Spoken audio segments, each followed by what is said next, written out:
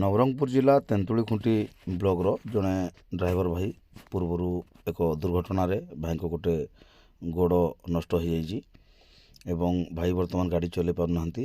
ତାଙ୍କର ଅସୁବିଧାକୁ ଆଖି ଆଗରେ ରଖି ତେନ୍ତୁଳିଖୁଣ୍ଟି ବ୍ଲକର ସମସ୍ତ ଭାଇମାନେ ତାଙ୍କ ବାସଭବନରେ ପହଞ୍ଚିଥିଲେ ଏବଂ ବ୍ଲକର ସମସ୍ତ ଭାଇମାନଙ୍କ ଦ୍ୱାରା କିଛି ଅର୍ଥରାଶି ଭାଇଙ୍କୁ ସହଯୋଗ କରିଥିଲେ, ଯାହାକି 15,000 ଟଙ୍କା ଏବଂ କିଛି ରାସନ ସାମାନ ନେଇ ଭାଇମାନେ ପହଞ୍ଚିଥିଲେ ତାଙ୍କ ବାସଭବନରେ।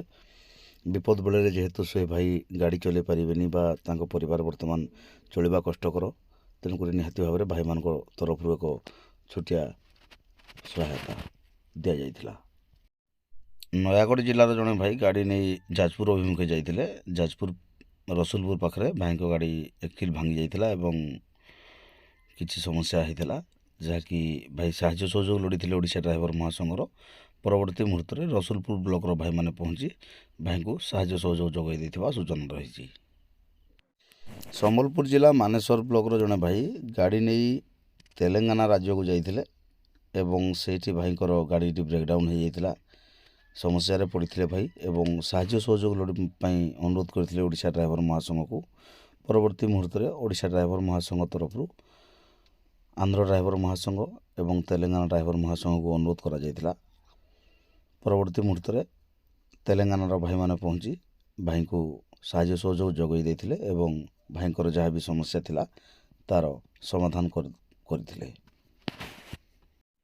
ଗତକାଲି ଭୁବନେଶ୍ୱରରେ କିଛି ନିର୍ଦ୍ଦିଷ୍ଟ ସଂଗଠନ ମିଳିତ ମଞ୍ଚ ଦ୍ୱାରା ଏକ ଆନ୍ଦୋଳନ କରାଯାଉଥିଲା, ଯେଉଁ ଆନ୍ଦୋଳନ କି ଓଲା ଉବେର ବିରୁଦ୍ଧରେ ହେଉଥିଲା ଏବଂ ଅନଲାଇନ୍ରେ ଯେଉଁ ଗାଡ଼ି ଗୁଡ଼ାକ ଚାଲୁଥିଲା ସେ ଗାଡ଼ି ଗୁଡ଼ାକୁ ସେମାନେ ବନ୍ଦ କରିବା ପାଇଁ ଅନୁରୋଧ କରୁଥିଲେ। ତ ଏହି ସମୟରେ ଅଫଲାଇନ୍ରେ ଚାଲୁଥିବା ଆମର କିଛି ଅଟୋ ଭାଇ ଓଡ଼ିଶା ଡ୍ରାଇଭର ମହାସଂଘର ସଦସ୍ୟ ଗାଡ଼ି ନେଇ ଯାଉଥିବା ସମୟରେ ତାଙ୍କୁ ସେଠି ଅଟକାଇଥିଲେ ଏବଂ ତାଙ୍କୁ ବଳପୂର୍ବକ ତାଙ୍କ ଗାଡ଼ିରୁ ହାବା ଖୋଲି ଦିଆଯାଇଥିଲା। ତ ଭାଇ ନିହାତି ଭାବରେ ସେଠି ଗୋଟେ ବିଶୃଙ୍ଖଳା ସୃଷ୍ଟି ହୋଇଥିଲା ଏବଂ ସେ ଭାଇ ଓଡ଼ିଶା ଡ୍ରାଇଭର ମହାସଂଘର ସହଯୋଗ ଲୋଡ଼ିଥିଲେ। ପରବର୍ତ୍ତୀ ମୁହୂର୍ତ୍ତରେ ଓଡ଼ିଶା ଡ୍ରାଇଭର ମହାସଂଘର ଭାଇମାନେ ପହଞ୍ଚିଥିଲେ ଏବଂ ଭାଇଙ୍କୁ ନେଇ ତମାଣ୍ଡ ଥାନା ପହଞ୍ଚିଥିଲେ। ତମାଣ୍ଡ ଥାନାରେ ଲିଖିତ ଅଭିଯୋଗ କଲା ପରେ ଯେଉଁ ନିର୍ଦ୍ଦିଷ୍ଟ ଗୋଷ୍ଠୀ ଭାଇଙ୍କର ଚକାରୁ ହାବା ଖୋଲି ଦେଇଥିଲେ ତାଙ୍କୁ ଆଣି ଥାନାରେ ଅଟକ ରଖାଯାଇଥିଲା ଏବଂ ପରବର୍ତ୍ତୀ ମୁହୂର୍ତ୍ତରେ ଓଡ଼ିଶା ଡ୍ରାଇଭର ମହାସଂଘର ଭୁବନେଶ୍ୱରର ବହୁତ ସଂଖ୍ୟାରେ ଭାଇମାନେ ଯୋଗ ଦେଇଥିଲେ ଏବଂ ପରବର୍ତ୍ତୀ ମୁହୂର୍ତ୍ତରେ ସେ ନିର୍ଦ୍ଦିଷ୍ଟ ସଂଗଠନର ଯାହାକୁ ପୋଲିସ ଅଟକ ରଖିଥିଲା, ପରବର୍ତ୍ତୀ ମୁହୂର୍ତ୍ତରେ ସେମାନେ କ୍ଷମା ପ୍ରାର୍ଥନା କରିଥିଲେ ଏବଂ ଲିଖିତ ମାଧ୍ୟମରେ ମଧ୍ୟ ଦେଇଥିଲେ ଯେ ଆଗାମୀ ଦିନରେ ଏମିତି ଭୁଲ ଆଉ କେବେ କରିବେ ନାହିଁ। ତ ନିହାତି ଭାବରେ ଭୁବନେଶ୍ୱରର ସମସ୍ତ ଭାଇମାନଙ୍କର ସହଯୋଗରେ କେସ୍ଟି ସମାପ୍ତ ହୋଇଥିଲା ଏବଂ ପରବର୍ତ୍ତୀ ମୁହୂର୍ତ୍ତରେ ଭାଇମାନେ ନିଜ ନିଜ ଗନ୍ତବ୍ୟସ୍ଥଳକୁ ଯାଇଥିଲେ। କୋରାପୁଟ ଜିଲ୍ଲା ଜୟପୁର ବ୍ଲକର ଜଣେ ଭାଇ ବିକ୍ରମ ଭାଇ ତାଙ୍କ ଗାଡ଼ିଟି ରାସ୍ତା କଡ଼ରେ ପାର୍କିଂ କରିଥିଲେ ଏବଂ କୌଣସି କାର୍ଯ୍ୟରେ ସେ ଥିଲେ। ଏକ ମହାରାଷ୍ଟ୍ର ଗାଡ଼ି, ଯିଏକି ଡ୍ରାଇଭର ଭାଇ ଜଣକ ପ୍ରଚୁର ପରିମାଣରେ ନିଶା ସେବନ କରିଥିବାର ସୂଚନା ରହିଛି। ଗାଡ଼ିଟି ଦ୍ରୁତ ଗତିରେ ଆସି ଭାଇଙ୍କ ଗାଡ଼ିଟାକୁ ମାରିଥିଲା, ଯାହାଦ୍ୱାରା କି ଭାଇଙ୍କ ଗାଡ଼ିଟି ପୁରା ସମ୍ପୂର୍ଣ୍ଣ ନଷ୍ଟ ହୋଇଯାଇଥିଲା। ତ ଜଣେ ଡ୍ରାଇଭର ଭାଇଙ୍କର ଗାଡ଼ି ଏପଟେ ନଷ୍ଟ ହୋଇଗଲା, ତୁରନ୍ତ ସେ ନିଶାଡ଼ି ଡ୍ରାଇଭର ଭାଇଙ୍କୁ ପୋଲିସ ହ୍ୟାଣ୍ଡ ଓଭର କରିବା ସହିତ ଜୟପୁରର ଭାଇମାନେ ସମସ୍ତେ ପହଞ୍ଚି ଭାଇଙ୍କ ଗାଡ଼ିର ଯେଉଁ କ୍ଷତି ହେଇଛି ତା ପାଇଁ ଥାନାରେ ଏଫଆଇଆର କରିଛନ୍ତି ଏବଂ ସମସ୍ତ ଭାଇମାନେ ଆସି ସହଯୋଗ କରିଥିଲେ। ଯେହେତୁ ସେ ଗାଡ଼ିର ମାଲିକ ବର୍ତ୍ତମାନ ପର୍ଯ୍ୟନ୍ତ ପହଞ୍ଚି ନାହାନ୍ତି, ବର୍ତ୍ତମାନ ଡ୍ରାଇଭର ଏବଂ ସେ ଗାଡ଼ି ଜୟପୁର ଥାନାରେ ଅଛି ଏବଂ ଅପେକ୍ଷାରେ ବର୍ତ୍ତମାନ ସେ ମାଲିକ କେବେ ଆସିବେ ଏବଂ ଭାଇଙ୍କ କ୍ଷତିପୂରଣ କ'ଣ ଭରିବେ। ନବରଙ୍ଗପୁର ଜିଲ୍ଲା ନନ୍ଦାହାଣ୍ଡି ବ୍ଲକ ସଭାପତି ଭାଇ ପାରାଦୀପରୁ ଗାଡ଼ି ନେଇ ଫେରୁଥିଲେ। ତ ଭାଇଙ୍କ ଗାଡ଼ିଟି ସୋନପୁର ଜିଲ୍ଲା ସଦର ବ୍ଲକ ସ୍ଥିତ ଶିଆଲଜୁରି ପାଖରେ ବ୍ରେକ୍ଡାଉନ୍ ହୋଇଯାଇଥିଲା ଏବଂ ନିହାତି ଭାବରେ ଭାଇ ଓଡ଼ିଶା ଡ୍ରାଇଭର ମହାସଂଘକୁ ସାହାଯ୍ୟ ସହଯୋଗ ଲୋଡ଼ିଥିଲେ। ପରବର୍ତ୍ତୀ ମୁହୂର୍ତ୍ତରେ ଟିକେ ବିଳମ୍ବ ହୋଇଥିଲା, କିନ୍ତୁ ସୋନପୁର ବ୍ଲକର ଭାଇମାନେ ପହଞ୍ଚି ଭାଇଙ୍କୁ ସାହାଯ୍ୟ ସହଯୋଗ ଯୋଗାଇ ଦେଇଥିଲେ ଏବଂ ଭାଇଙ୍କର ଯାହା ବି ସମସ୍ୟା ଥିଲା ତା'ର ସମାଧାନ କରିଥିଲେ ଏବଂ ସବୁ କାମ କଲା ପରେ ଭାଇ ତାଙ୍କ ଗନ୍ତବ୍ୟସ୍ଥଳକୁ ବାହାରି ଯାଇଥିବା ସୂଚନା ରହିଛି। ଯାଜପୁର ଜିଲ୍ଲା ସଦର ବ୍ଲକରୁ ଅମୂଲ୍ୟ ଭାଇ ତାଙ୍କ ବାପାଙ୍କୁ ମେଡ଼ିକାଲ ନେଇକି ଆସିଥିଲେ କିଛି ଅସୁସ୍ଥତା କାରଣରୁ।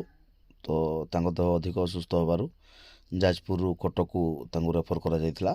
ପରବର୍ତ୍ତୀ ମୁହୂର୍ତ୍ତରେ ସେ କଟକ ବାହାରିବା କ୍ଷଣି ଅନୁରୋଧ କରିଥିଲେ ଓଡ଼ିଶା ଡ୍ରାଇଭର ମହାସଂଘକୁ କଟକରେ ତାଙ୍କୁ ସାହାଯ୍ୟ ସହଯୋଗ ଟିକେ କରିବା ପାଇଁ।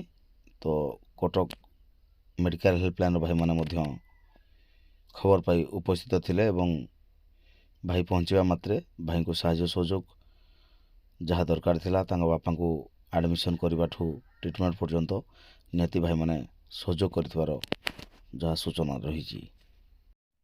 ଯାଜପୁର ଜିଲ୍ଲା କୋରେଇ ବ୍ଲକର ଜଣେ ଭାଇ ଗାଡ଼ି ନେଇ ଭଦ୍ରକ ଚାନ୍ଦବାଲି ଅଭିମୁଖେ ଯାଇଥିଲେ ଏବଂ ଚାନ୍ଦବାଲିରେ ଭାଇଙ୍କର ଗାଡ଼ିଟି ବ୍ରେକ୍ଡାଉନ୍ ହୋଇଥିଲା ଏବଂ ସେ ସହଯୋଗ ମାଗିଥିଲେ ଓଡ଼ିଶା ଡ୍ରାଇଭର ମହାସଂଘକୁ। ପରବର୍ତ୍ତୀ ମୁହୂର୍ତ୍ତରେ ଚାନ୍ଦବାଲି ବ୍ଲକର ଭାଇମାନେ ପହଞ୍ଚି ଭାଇଙ୍କୁ ସାହାଯ୍ୟ ସହଯୋଗ କରିଥିଲେ ଏବଂ ଭାଇଙ୍କ ଷ୍ଟାର୍ଟିଂ ପ୍ରୋବ୍ଲେମ୍ ରହୁଥିଲା, ବ୍ୟାଟେରୀ ଦରକାର ଥିଲା। ନିହାତି ଭାବରେ ଅନ୍ୟ ଗାଡ଼ିରୁ ବ୍ୟାଟେରୀ ଆଣି ଭାଇଙ୍କୁ ସାହାଯ୍ୟ କରାଯାଇଥିବା ସୂଚନା ରହିଛି। ଜଗତସିଂହପୁର ଜିଲ୍ଲା ଉପସଭାପତି ଅଜୟ ନାୟକ ଭାଇ ତାଙ୍କର ଦେହ ଅସୁସ୍ଥ ଥିବାର ତ ସୂଚନା ଆମ ପାଖରେ ରହିଛି। ତ ନିହାତି ଭାବରେ ଗତକାଲି ଭାଇଙ୍କୁ ଭୁବନେଶ୍ୱରରେ ଏକ ବ୍ଲଡ଼ର ଆବଶ୍ୟକ ପଡ଼ିଥିଲା। ଭାଇଙ୍କ ଦେହ ଆଉ ଟିକେ ସିରିୟସ୍ ଅଛି, ତେଣୁକରି ତାଙ୍କ ଧର୍ମପତ୍ନୀ ଓଡ଼ିଶା ଡ୍ରାଇଭର ମହାସଂଘକୁ ଜଣାଇଥିଲେ ଏବଂ ଜଗତସିଂହପୁର ଜିଲ୍ଲା ତରଫରୁ ଓଡ଼ିଶା ଡ୍ରାଇଭର ମହାସଂଘକୁ ଅନୁରୋଧ କଲା ପରେ ଭୁବନେଶ୍ୱରର ଭାଇମାନେ ପହଞ୍ଚି ଭାଇଙ୍କୁ ସାହାଯ୍ୟ ସହଯୋଗ କରିଥିବାର ବା ଗୋଟିଏ ରକ୍ତ ଯୋଗାଇ ଦେଇଥିବାର ସୂଚନା ରହିଛି। ହଜି ଯାଇଥିଲେ ଖୋଜି ଆଣିବ, ଭାଙ୍ଗି ଯାଇଥିଲେ ଗୋଡ଼େଇ ଦେବ। ନିହାତି ହଜି ଯାଇଥିବା ଲୋକକୁ ମଧ୍ୟ ମହାସଂଘ ଉପରେ ଭରସା କରି ସମସ୍ତେ ତ ସହଯୋଗ ମାଗୁଛନ୍ତି। ବର୍ତ୍ତମାନ ଏମିତି କିଛି ହେଇଛି, ଓଡ଼ିଶା ଡ୍ରାଇଭର ମହାସଂଘ ଦେବଗଡ଼ ଜିଲ୍ଲାର ଆମର ଜଣେ ସଦସ୍ୟ ଭାଇ ସୁଦାମ ଭାଇ ତାଙ୍କ ପୁଅ କୌଣସି କାରଣରୁ ଘରୁ ରାଗି ରୁଷି ଘର ଛାଡ଼ି ଚାଲି ଯାଇଥିଲା। ତ ଭାଇ ଓଡ଼ିଶା ଡ୍ରାଇଭର ମହାସଂଘରେ ଜଣାଇଥିଲେ ଏବଂ 30 ଜିଲ୍ଲାକୁ ମଧ୍ୟ ଖବର ଯାଇଥିଲା ଯେ ତାଙ୍କ ପୁଅକୁ ପାଇଲେ ନିହାତି କୌଣସି ଭାଇ ଜଣାଇବେ ବୋଲିକି। ତ ଯାଜପୁର ଜିଲ୍ଲା ସୁକିନ୍ଦା ବ୍ଲକର ସମ୍ପାଦକ ତାରାକାନ୍ତ ଭାଇ ପିଲାଟିକୁ ପାଇଥିଲେ ଏବଂ ଜାଣିବାକୁ ପାଇଥିଲେ ସୁଦାମ ଭାଇଙ୍କର ପୁଅ ବୋଲିକି। ତ ନିହାତି ସେ ଖବର ଦେଇଥିଲେ ଦେବଗଡ଼ ସୁଦାମ ଭାଇଙ୍କୁ ଏବଂ ପିଲାଟିକୁ ବର୍ତ୍ତମାନ ନିଜ ଘରେ ଆଶ୍ରୟ ଦେଇଥିବାର ଯାହା ସୂଚନା ରହିଛି। ନୟାଗଡ଼ ଜିଲ୍ଲା ନୟାଗଡ଼ ବ୍ଲକର 2 ଜଣ ଭାଇ ଅନ୍ତର୍ଯାମୀ ଜେନା ଭାଇ ଏବଂ ହାଡ଼ିବନ୍ଧୁ ସେଠୀ ଭାଇ 2 ଭାଇଙ୍କର କିଛି ଦିନ ତଳେ ଦେହାନ୍ତ ହୋଇଥିଲା ଏବଂ ଗତକାଲି ଭାଇମାନଙ୍କର ଏକାଦଶାହ କାର୍ଯ୍ୟରେ ନୟାଗଡ଼ ବ୍ଲକ ତରଫରୁ ଏକ କେନାଲ ଶୋଭାଯାତ୍ରା କରି ତାଙ୍କ ବାସଭବନରେ ପହଞ୍ଚିଥିଲେ ଏବଂ 2 ଭାଇଙ୍କର ଅମର ଆତ୍ମାର ସଦ୍ଗତି ନିମନ୍ତେ ପ୍ରାର୍ଥନା କରିବା ସହିତ ତାଙ୍କ ପରିବାରମାନଙ୍କୁ ଆଶ୍ୱାସନା ଦେଇଥିଲେ ଏବଂ ସଂଘ ତରଫରୁ ଭାଇମାନଙ୍କ ଦ୍ୱାରା କଲେକ୍ସନ୍ ହୋଇଥିବା 60,000 ଟଙ୍କା ଅର୍ଥରାଶିରୁ 2 ଭାଇଙ୍କ ପରିବାରକୁ 30,000 ହଜାରର ସହାୟତା ଦିଆଯାଇଥିବା ସୂଚନା ରହିଅଛି।